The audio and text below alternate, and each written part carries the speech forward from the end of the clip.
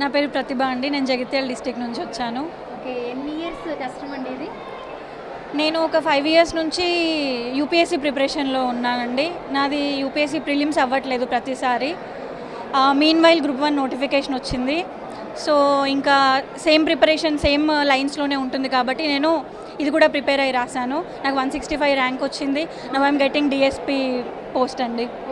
Yeah. So DSP గారు మీకు ఒక పోస్ట్ కాదు 6 పోస్టులు వచ్చినాయి అని విన్నాము. ఏమేమి వచ్చినాయండి?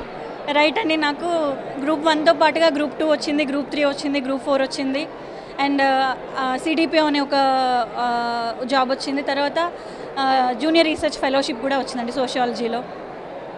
ఎస్. అంటే ఇంతలాగా కష్టపడి చదివారు కదా, మీ యొక్క ఇన్స్పిరేషన్ ఎవరు?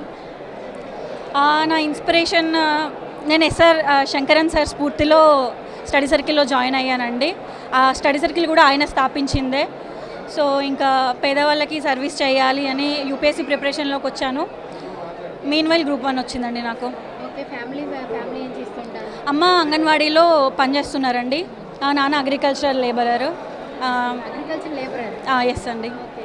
అంటే ఫైనాన్షియల్గా చాలా వరకు స్ట్రగుల్స్ ఉంటాయి కదా వరకు రావడానికి?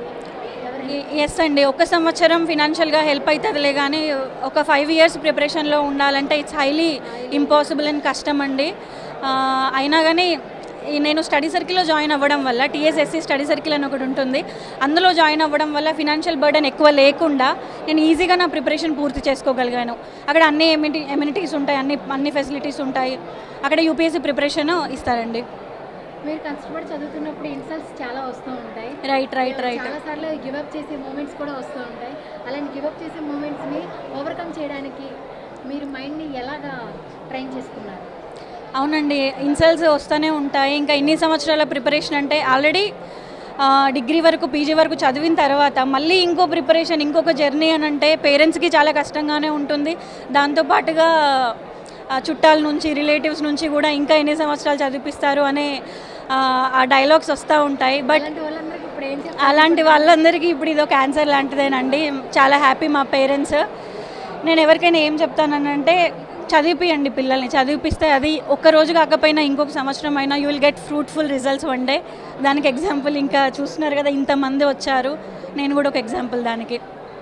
యా. మీరు ఓవర్కమ్ చేయడానికి మీ మైండ్ అంటే ప్రతి సక్సెస్కి ఒక సాక్రిఫైస్ ఉంటుంది కదా, రైట్? మీ లైఫ్లో ఏం సాక్రిఫైస్ చేశారు ఈ సక్సెస్ని తీసుకోవడానికి? సాక్రిఫైస్ అంటే ఒక 5 ఇయర్స్ ఏ ఫెస్టివల్స్కి అటెండ్ అవ్వకుండా, ఇంటికి రెగ్యులర్గా వెళ్ళకుండా, ఒక 2 ఇయర్స్కి ఒకసారి 3 ఇయర్స్కి ఒకసారి అలా వెళ్ళడము, హెల్త్ సాక్రిఫైస్ చేయడం. నాకు కరోనా టైంలో కోవిడ్ అటాక్ అయిందండి. ఆ టైంలో నేను పేరెంట్స్కి దూరంగా ఇక్కడే ఉన్నాను.